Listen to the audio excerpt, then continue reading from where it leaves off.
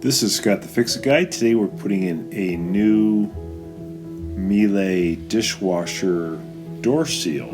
So you might want to do this if your door seal starts to leak. These are pretty well made and usually last maybe 20 years, but if you're noticing the leak on the edges, might be time for a new door seal. So these are just pushed into place. I'm just pulling it out from the bottom first, pulling it out of its little slot that it's pushed into, and just take your time, come all the way around. It'll come right out, pretty easy.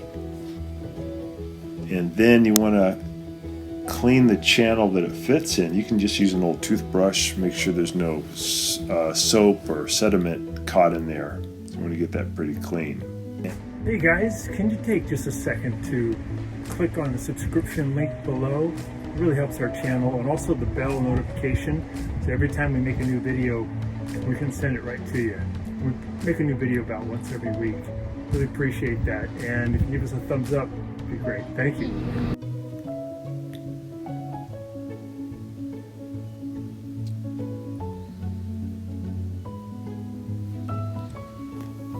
Then you take the new seal and want to hold it up at the top.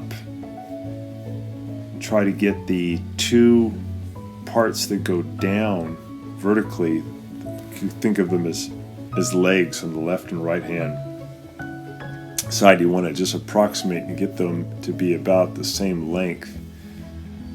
Also, you want to make sure you push it in the same way that the old one came out. You could look at the old one, how it was in there, and just make sure you get the seal to match the same way that the old one came out. And then start at the top, push it into the slot.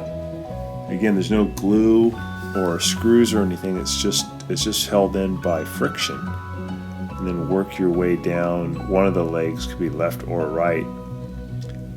Just push it in using your thumb, and we'll go across the top, finish that, and then we'll go down the right side.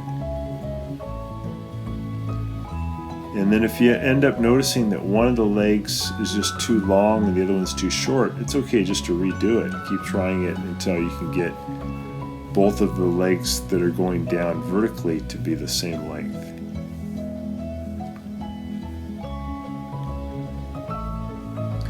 And this rubber can over the years get kind of brittle and not be as supple where it doesn't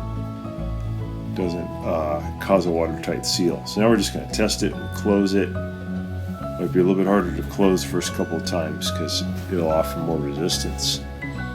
And just run a quick cycle, let it fill, and make sure that the leak has gone away.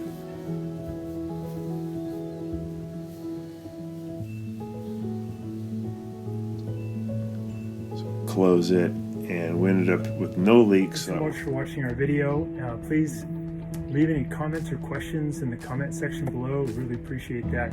We have a really nice video coming up for you right here that I think you'll enjoy. Very similar, dealing with appliance repair. So thanks again for watching our video.